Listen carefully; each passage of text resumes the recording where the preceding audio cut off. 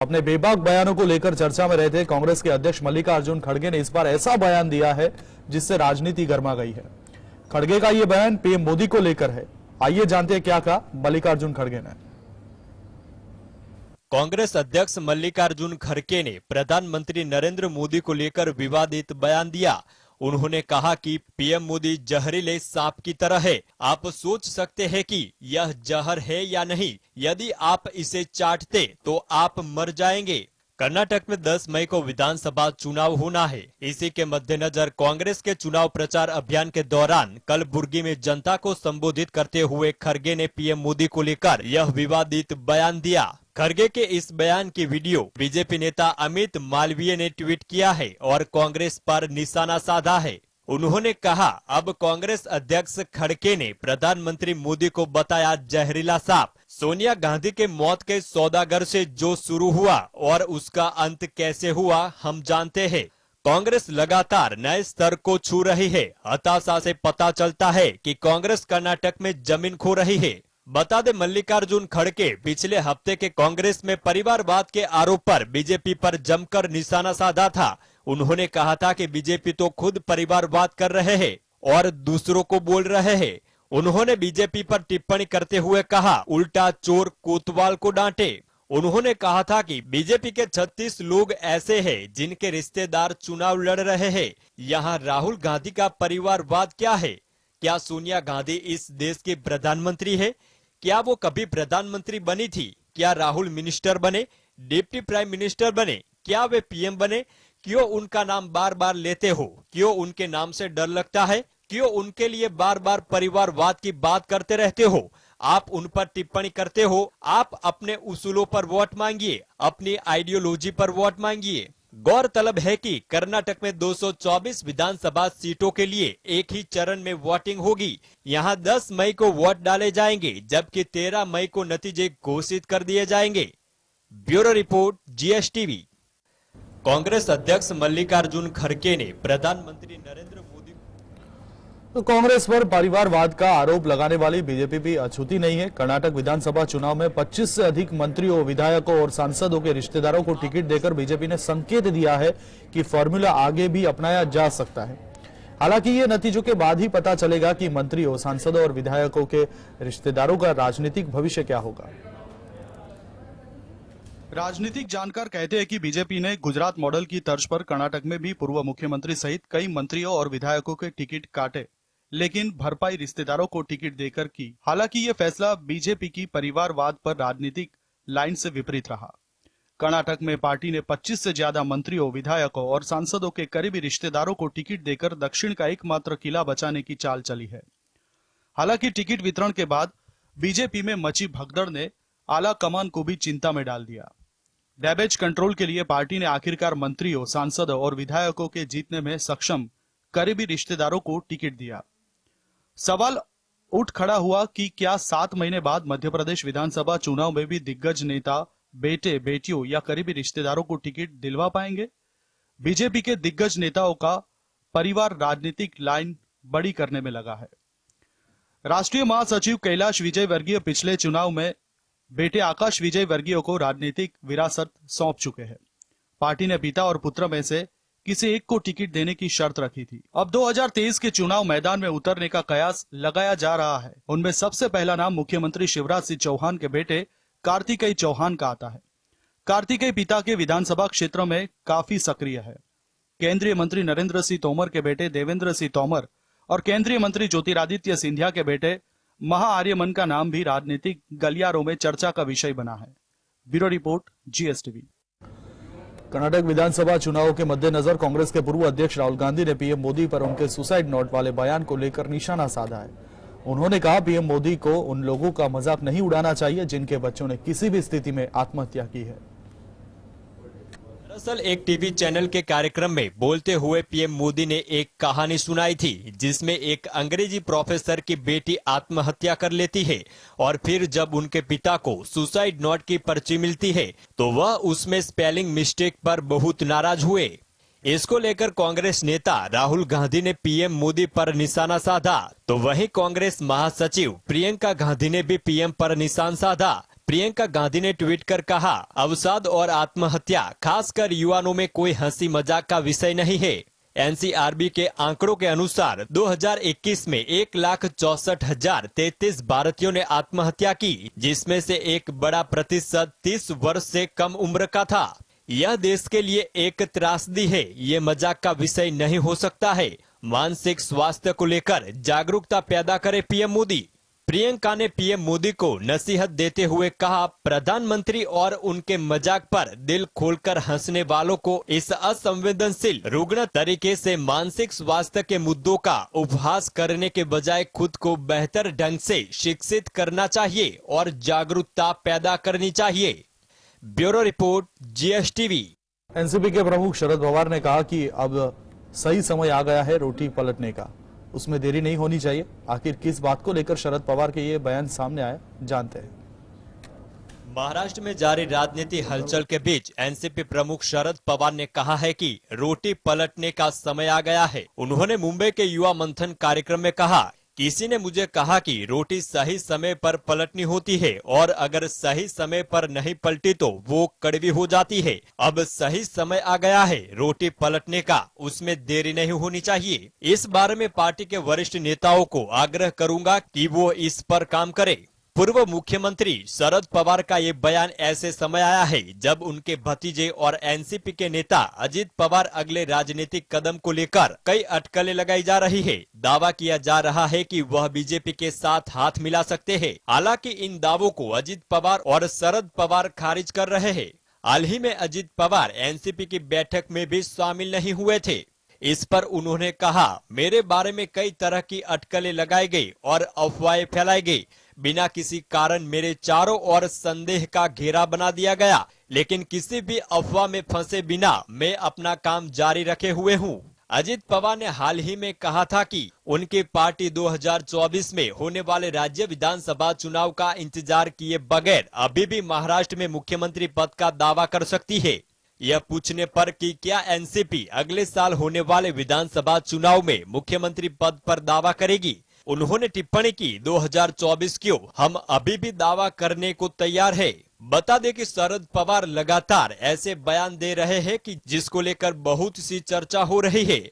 हाल ही में उन्होंने कांग्रेस सहित अन्य विपक्षी दलों से अलग राय रखते हुए कहा था कि अडानी ग्रुप के मामले में जेपीसी जांच की जरूर नहीं है। इस पर कांग्रेस ने कहा था कि यह उनकी निजी राय है, हमारे साथ इस मुद्दे पर 19 दल साथ है। इस समय शरद पवार की पार्टी एनसीपी का कांग्रेस और शिवसेना के साथ महाराष्ट्र में गठबंधन है। Bureau report, GSTV. Uttar Pradesh में आने वाले 4 और 11 मई को निकाय चुनाव के लिए मतदान होने वाला है। 13 मई को नतीजे भी आ जाएंगे। इस निकाय चुनाव के प्रचार के दौरान एक तरफ जहां भारतीय जनता पार्टी पूरी कोशिश कर रही है कि वह ज्यादा से ज्यादा शहरों में जीत हासिल कर सके, वहीं दूसरी तरफ विपक्षी पार्टियां जैसे सपा और बीएसपी ने भी जनता को लुभाने के लिए अपनी पूरी ताकत झोंक दी है। भारतीय जनता पार्टी के साथ ही समाजवादी पार्टी और मायावती की बहुजन समाज पार्टी ने भी अपने उम्मीदवारों का ऐलान कर दिया है। मायावती के नेतृत्व वाली बहुजन समाजवादी पार्टी ने मेयर पद के लिए कुल 17 उम्मीदवारों के नाम का ऐलान किया है, जिसमें से 11 मुस्लिम चेहरे हैं। उत्तर प्रदेश में साल 2012 में हुए विधानसभा चुनाव में मिली करारी हार के बाद बहुजन समाजवादी पार्टी को बहुत नुकसान उठाना पड़ा था। यही कारण है कि मायावती अब निकाय चुनाव और साल 2024 में होने वाले विधानसभा चुनाव से पहले नए नए प्रयोग कर रही है। मेयर पद के लिए उम्मीदवारों की लिस्ट को देखकर ये साफ समझ आ रहा है कि मायावती की पार्टी बीएसपी ने निकाय चुनाव के दौरान मुस्लिमों को साधने के लिए नया दाव चला है। बहुजन समाजवादी पार्टी ने आरक्षित सीटों पर ओबीसी के लिए भी मुस्लिम चेहरों को चुनावी मैदान में उतारा है। उतारे गए 17 उम्मीदवारों में से 11 उम्मीदवार मुस्लिम हैं और अन्य जो 6 हिंदू उम्मीदवार हैं, उनमें से 3 अन्य पिछड़ा वर्ग यानी ओबीसी से है और तो वही 2 उम्मीदवार अनुसूचित जाति यानी एससी से है। बहुजन समाजवादी पार्टी ने चुनाव के दौरान सबसे पहला प्रयोग साल 2007 में किया था। इससे पहले बीएसपी D4 के सहारे राजनीति करती थी। इसका नारा था ठाकुर ब्राह्मण बनिया छोड़ बाकी सब है DS4। लेकिन 2007 के विधानसभा चुनाव में बीएसपी ने जब ब्राह्मण को टिकट दिया तो उनकी सोशल इंजीनियरिंग हिट रही। इस प्रयोग ने पार्टी की इमेज बदली और कुछ हद तक वह बहुजनों की बजाय सर्वजन की पार्टी के रूप में पेश होने में सफल रही थी। उस साल विधानसभा चुनाव में बहुजन समाजवादी पार्टी ने पूर्ण बहुमत के साथ सरकार बनाई, लेकिन साल 2012 के विधानसभा चुनाव में एक बार फिर इस पार्टी का ग्राफ तेजी से गिरता चला गया। आज इस पार्टी की हालत ये है कि यूपी में यह सिर्फ एक विधायक वाली पार्टी बनकर रह गई है। Bureau report, GSTV। तो दिल्ली की राउज एवेन्यू कोर्ट ने आबकारी नीति मामले में सीबीआई से जुड़े केस में दिल्ली के पूर्व डिप्टी सीएम मनीष सिसोदिया की न्यायिक हिरासत 12 मई तक बढ़ा दी है। आखिर इस मामले में कोर्ट ने सीबीआई से क्या पूछे सवाल, आइए जानते हैं। दिल्ली आबकारी नीति में कथित अनियमितता के केस में सीबीआई जांच कर रही है। वहीं सीबीआई ने इस मामले में न्यायिक हिरासत की समाप्ति पर मनीष सिसोदिया को राउज एवेन्यू कोर्ट में पेश किया। सुनवाई के दौरान सिसोदिया के वकील ने कहा कि सीबीआई को बताना चाहिए कि मामले की जांच पूरी हुई है कि नहीं। सीबीआई ने सिसोदिया को षड्यंत्रकारी बताया है।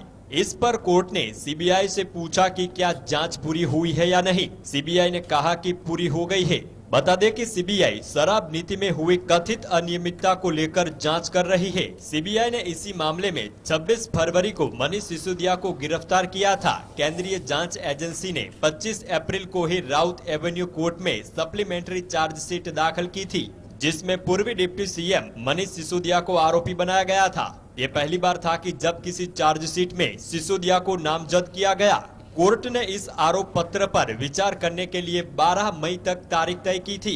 इसके अलावा आबकारी नीति घोटाले से जुड़े धन शोधन मामले में मनीष सिसोदिया की जमानत याचिका पर कोर्ट 28 अप्रैल को आदेश सुना सकती है।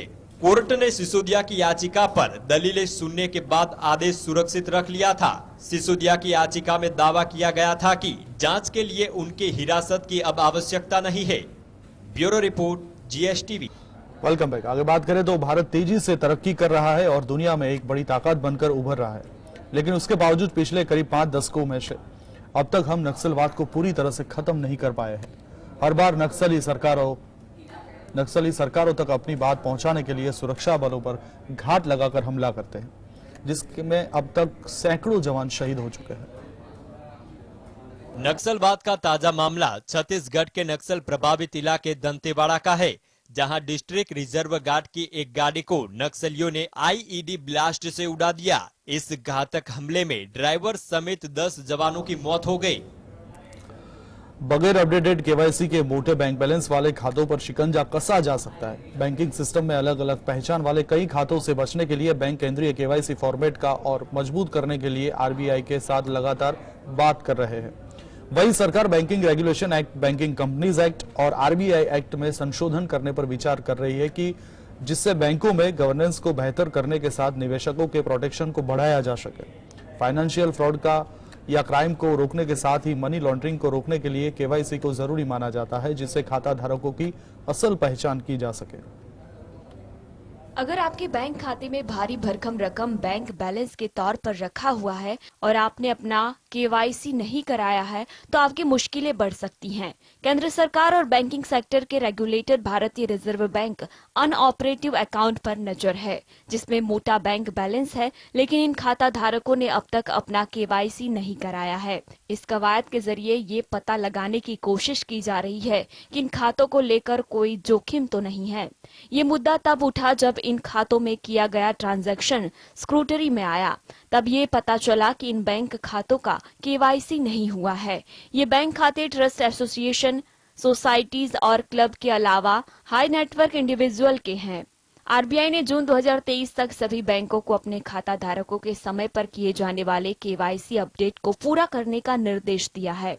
कोरोना महामारी के चलते RBI ने मार्च 2022 तक नॉन KYC कंप्लायंट अकाउंट के फ्रीज किए जाने पर रोक लगा दी थी, लेकिन इस समय सीमा के खत्म हो जाने के बाद बार बार बैंकों द्वारा अनुरोध किए जाने के बावजूद खाता धारक अपना KYC नहीं करा रहे हैं। बैंक बगैर KYC वाले खातों के फ्रीज किए जाने को लेकर RBI से गाइडलाइन जारी करने को कह सकते हैं। 2023-24 वित्त वर्ष के लिए बजट पेश करते हुए वित्त मंत्री निर्मला सीतारमण ने केवाईसी की प्रक्रिया को सरल बनाने का प्रस्ताव दिया था। वित्त मंत्री ने मौजूदा समय से सभी के लिए एक जैसे नियम की जगह जोखिम आधारित अप्रोच अख्तियार करने पर जोर दिया था। वित्त मंत्री ने कहा था कि फाइनेंशियल सेक्टर के रेगुलेटर्स को डिजिटल इंडिया की जरूरतों को पूरा करने के लिए पूरी तरह से बेहतर केवाईसी प्रणाली को अपनाने के लिए प्रोत्साहित किया जाएगा। Bureau report, GSTV। 1 मई से सभी को अनचाही कॉल से छुटकारा मिल सकता है। इतना ही नहीं, फ्रॉड लिंक वाले मैसेज से भी छुटकारा मिलेगा। इसके लिए टेलीकॉम डिपार्टमेंट आर्टिफिशियल इंटेलिजेंस की मदद लेगा। विभाग आर्टिफिशियल इंटेलिजेंस के जरिए स्पैम कॉल से निजात दिलाएगा। उसके तहत कई कंपनियों के साथ ट्रायल पूरा हो गया है। आपको वक्त बेवक्त अनचाहे कॉल्स आते हैं, जिसमें अनचाहे loan, home loan, credit cards या अन्य प्रकार के ऑफर मिलते हैं। इससे आपको खींच आती है, चिल्लाहट होती है। तो अब आपको अनावश्यक रूप से आने वाले कॉल से छुटकारा देने के लिए सरकार ने कमर कस ली है। अब आने वाली 1 मई से अनचाही कॉल से छुटकारा मिल सकता है। दूरसंचार विभाग इसके लिए आर्टिफिशियल इंटेलिजेंस की मदद लेगा। अब विभाग आर्टिफिशियल इंटेलिजेंस के जरिए स्पैम कॉल से निजात दिलाएगा। इसके साथ ही फ्रॉड लिंक वाले मैसेज से भी छुटकारा मिलेगा। अब विभाग द्वारा AI की मदद से स्पैम कॉल पर लगाम की तैयारी की गई है। इसके तहत कई कंपनियों के साथ ट्रायल पूरा हो गया है। अनचाही कॉल्स से छुटकारा दिलाने के लिए TRAI ने AI से लेंस फिल्टर लगाने के निर्देश दिए हैं। Bureau report, GSTV। निर्माता निर्देशक मणिरत्नम के साथ काम करने का हर कलाकार का एक सपना होता है, चाहे वह साउथ इंडस्ट्री से हो या फिर बॉलीवुड से। फिल्म पोन्नियिन सेल्वन 1 के बाद मणिरत्नम की पोन्नियिन सेल्वन 2 इस हफ्ते 28 अप्रैल को सिनेमाघरों में रिलीज हो रही है। इस फिल्म में चयन विक्रम, कार्ति, जैम रवि, ऐश्वर्या राय, तृषा, ऐश्वर्या लक्ष्मी, शोभिता धुलीपाला, प्रकाश राज, जयराम जैसे दिग्गज सितारे हैं। मुंबई में इस फिल्म के ट्रेलर लॉन्च के दौरान फिल्म के सभी कलाकारों से यही सुनने को मिला कि मणि सर के साथ काम करना सपना पूरा होने जैसा है। क्या कहा मणिरत्नम और ऐश्वर्या राय बच्चन ने, देखते इस रिपोर्ट में।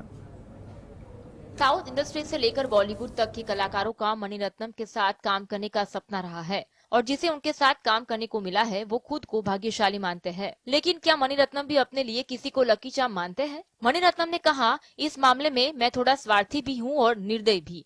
मेरा कोई लकी चार्म नहीं है। फिल्मों में सिर्फ उन्हीं एक्टर को कास्ट करता हूँ जो प्रतिभावान है। मुझे लगता है इस मामले में हर फिल्मकार थोड़ा स्वार्थी और निर्दयी होता है, क्योंकि उसे सिर्फ अपने फिल्म की परवाह होती है। मैं किसी भी कलाकार से तभी संपर्क करता हूं जब मुझे लगता है कि मेरी फिल्म में उसके लायक रोल है। इस सवाल का जवाब उन्होंने बड़े ही दिलचस्प अंदाज में दिया है। यह सवाल सुनकर कुछ देर मणिरत्नम सोचते रहे और फिर जब उन्होंने इस सवाल का जवाब दिया तभी ऐश्वर्या राय बच्चन ने अपनी सीट से उठकर मणिरत्नम के पैर छुए।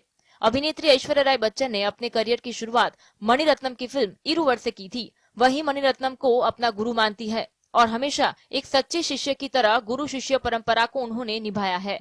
Bureau report, GSTV।